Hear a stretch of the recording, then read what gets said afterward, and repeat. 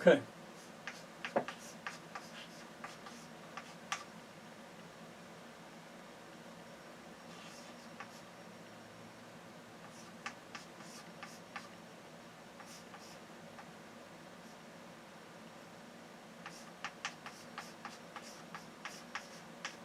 Just use this notation, and it's not the notation I want. I'm going to use A2 and A3 for the I, J, and K components of U.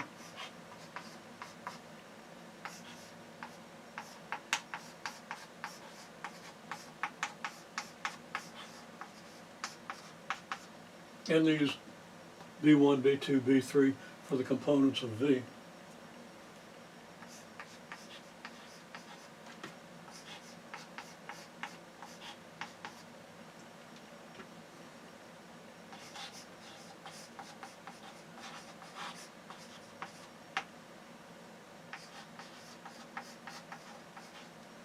Then U cross V is defined as a vector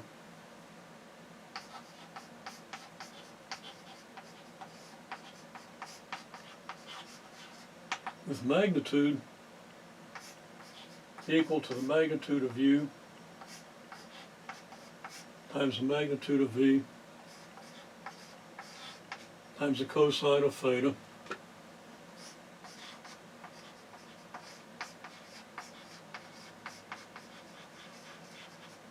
theta being the angle between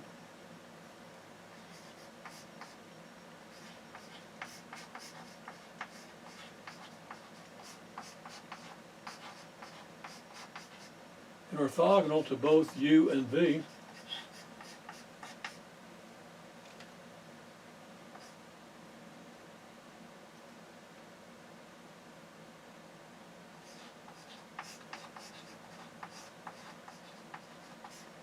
with the orthogonal direction, because there are two directions orthogonal to any two vectors. If you got two vectors here, you'd be orthogonal this way or you'd be orthogonal that way. So you choose the direction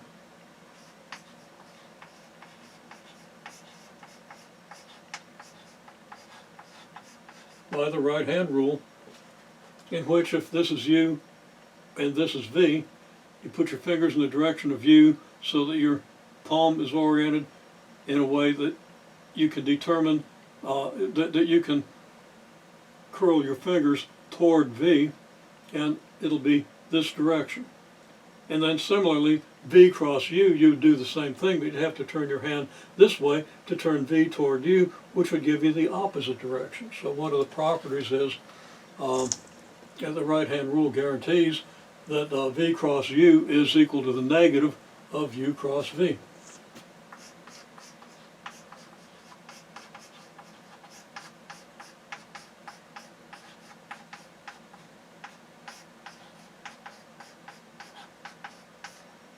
To calculate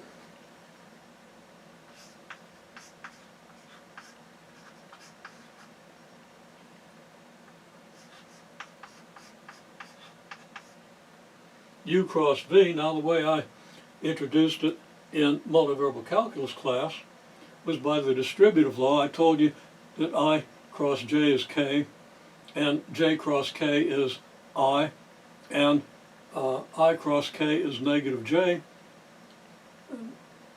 Using that with the distributive law, you can do the cross product of these two. Okay, distributive law applies. But shorthand way to do it, and the way everybody tended to want to do it, is by the determinant ijk A1, A2, A3, B1, B2, B3. Okay, and you can expand the determinant. It's going to be I times A2, B3 minus A3, B2 minus J times A1, B3 times A3, B1 plus K times A1, B2 times minus A2, B1. Okay, I think I said all that right, but you know how to expand a determinant. There's no question of that. So you're not going to have any trouble actually calculating these. Okay, now kind of want to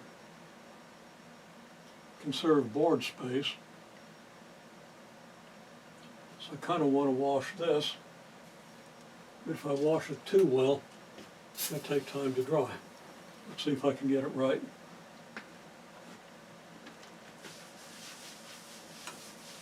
Use just enough of this stuff to clear the board, or not quite enough.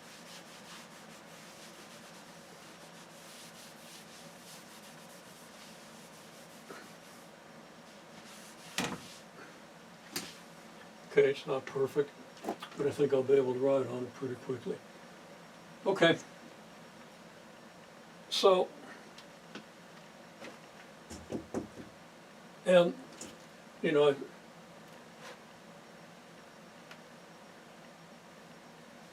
do occasionally write things without thinking. That's what I'm going to demonstrate in a minute. Ain't going to work if I got a cosine there. Okay, now, it's sine theta here. And of course, you can prove that all this is consistent. Now,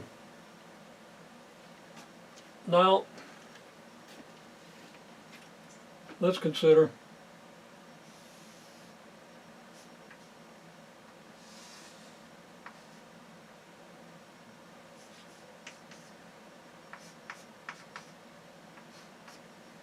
if U and V make right angle, then the magnitude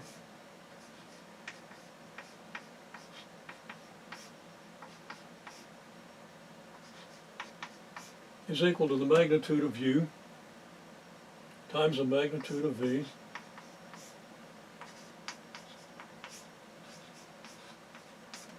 times the sine of 90 degrees.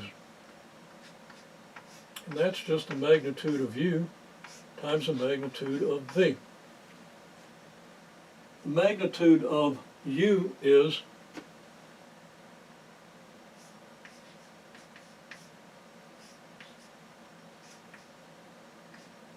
just the length of U.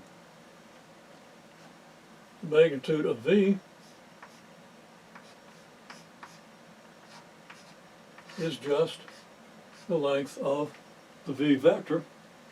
And when you multiply the length of this by the length of this being a right angle,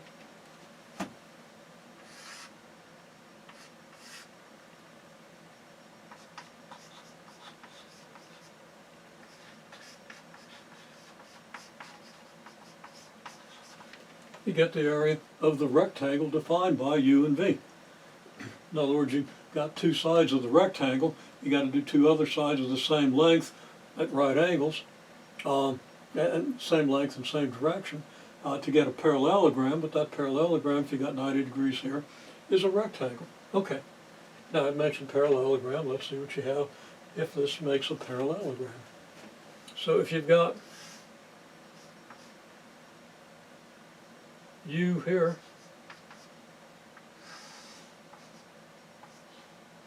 and V here, imitating what you got for the rectangle. In other words, a side parallel to this is the same length, side parallel to this is the same length. That's going to give you a parallelogram. And if this angle is theta, then we can easily find the area of the parallelogram. There's a formula for that. Okay, but the way I like to think of the area of a parallelogram is this. I can take a right triangle here from this side down to the vertex. So I've got that triangle.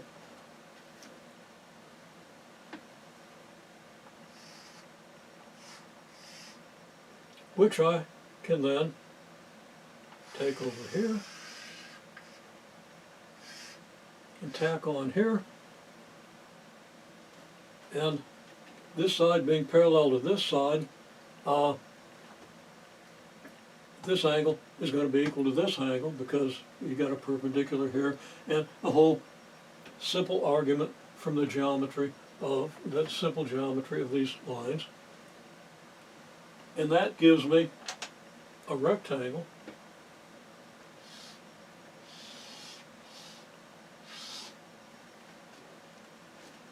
Okay, so this is a rectangle.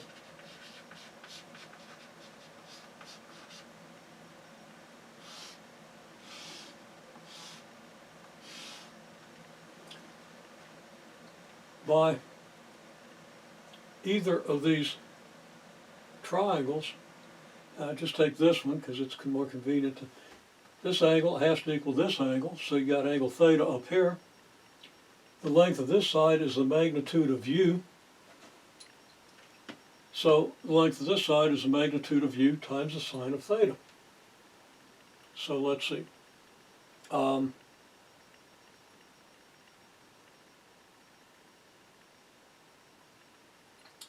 Okay, actually I'm going to want to label it over here.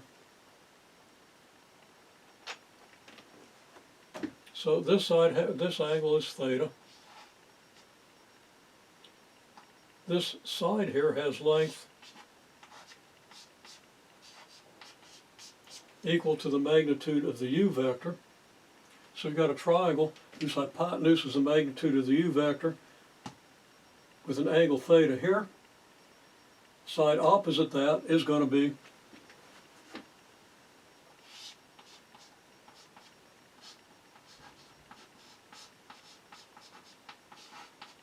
magnitude of u times the sine of theta. That's going to be this side of the rectangle. So that the magnitude of this, the length of this side is magnitude of u sine theta. Length of this side is magnitude of v.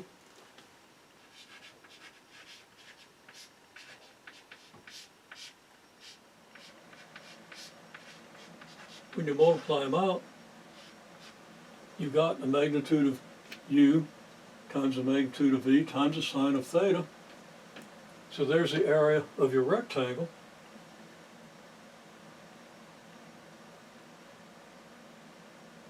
And this equals the magnitude of u cross v. Because remember how we defined u cross v. It's defined to be the vector with this magnitude. And it just turns out that this determinant calculates that area, or that quantity, okay? And that quantity corresponds to the area of the parallelogram defined by u and v.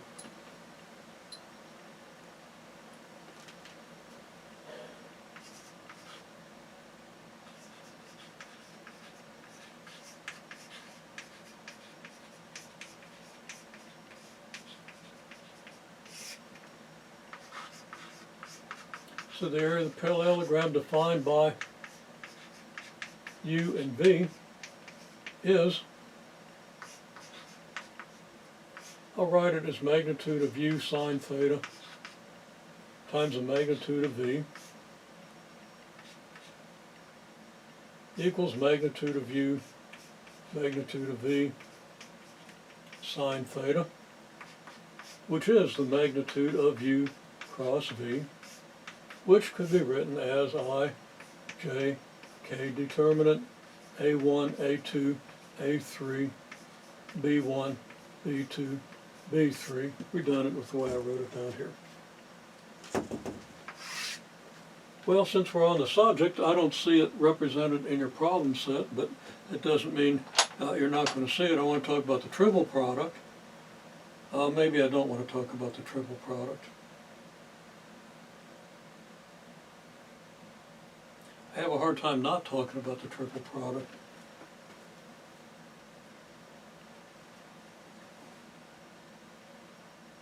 And it works in an inner product space, and I believe that's the title of the section, so I don't know why I wouldn't, except that I was thinking in terms of what the book might do. Okay. We're in 3 dimensions now. Here's a vector u.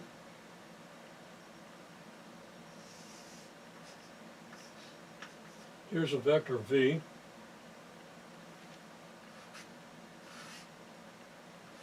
Here's the parallelogram formed by u and v. We know that the area of this parallelogram is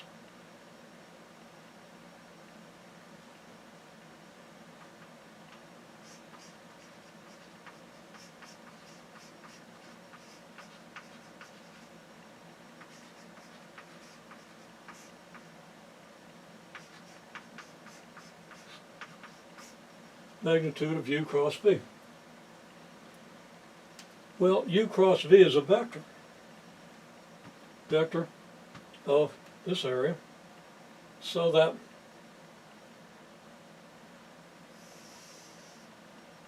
and u cross v is also perpendicular to both this vector and this vector. Okay, that's part of the definition. So u cross v, direction here,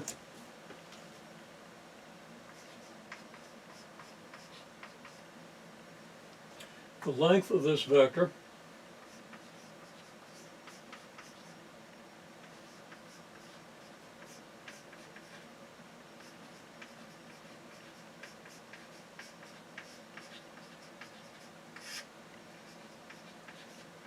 might be hard to read it, but we know it's equal to the parallelogram area.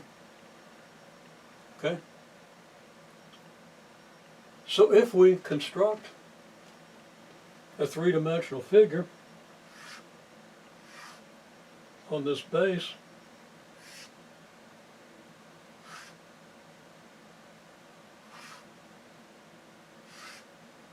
its volume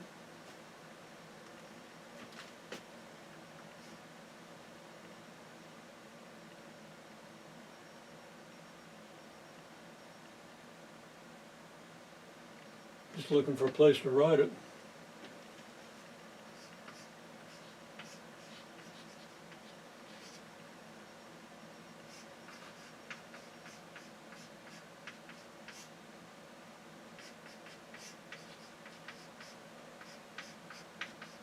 Is the area of the base times the altitude, which is just u cross v multiplied by u cross v, or the square of the magnitude of u cross v. Okay, magnitude of u cross v times magnitude of u cross v, square of the magnitude of u cross v. Now, if we instead want to get the volume of a rectangular parallelepiped,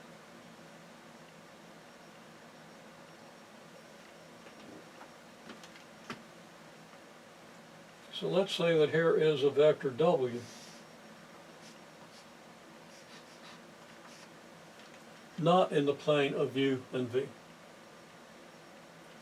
Well, we can construct a parallelepiped based on this vector w.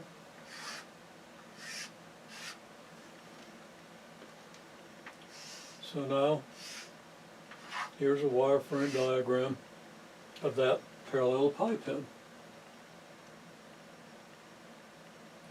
Without trying probably unsuccessfully, to slice this into pieces and do a construction like I did here, where I sliced the parallelogram into two pieces and then reconstructed, or then used one of those pieces to construct a rectangle of equal area.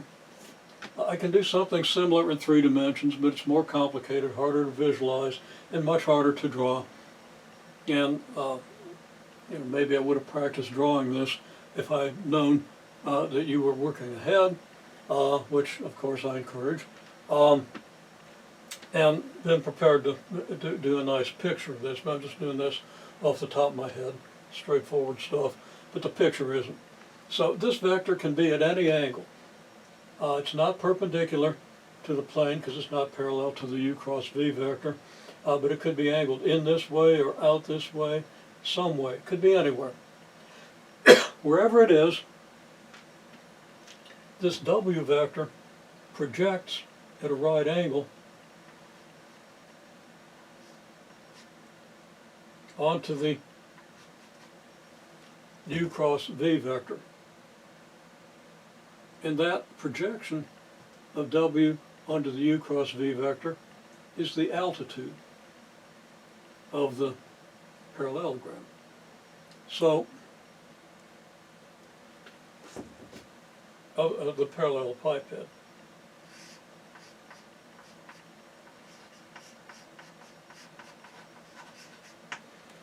Because an altitude is the component of, well,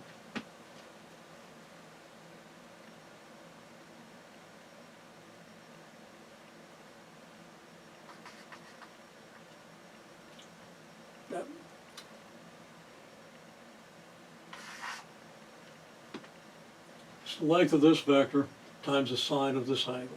It's the component of this vector that's perpendicular to the base.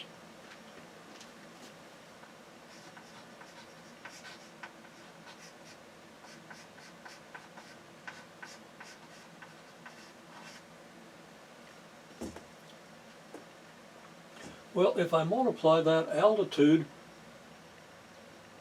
by the volume, multiply that altitude by the area of the base, I get the volume of this figure.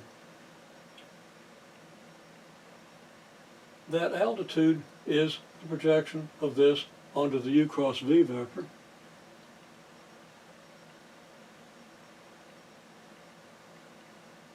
And the area of the base is the magnitude of the u cross v vector. So that this equals, in a way it's very tangible,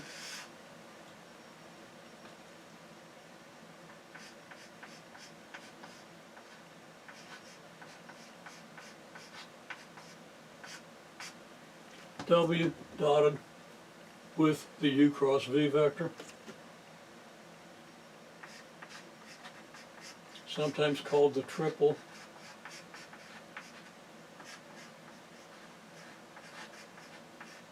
vector product.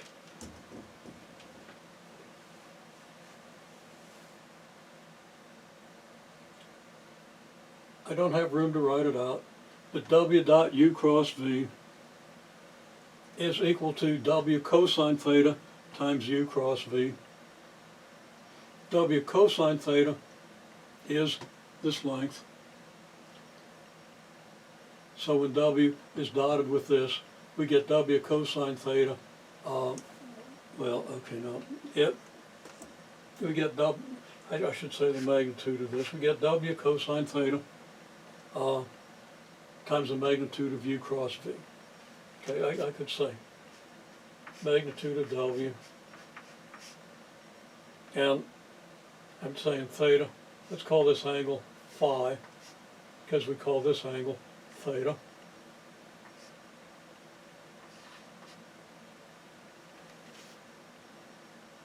So the triple product is the magnitude of w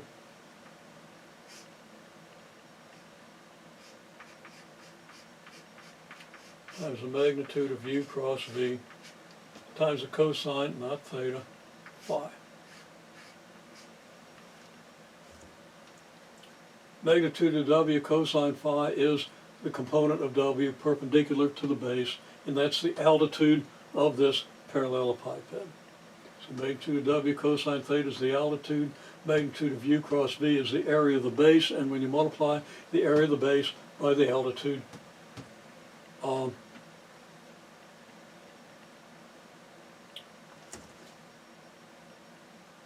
this is what you get. Now, since phi might be an angle between 0 and negative 90 degrees, you probably need an absolute value sign around this. Okay. So triple vector product is what's in here, and what you have here is the magnitude of the triple product. Okay, well, that's very neat and really not particularly difficult to understand, but it gives you a really important picture.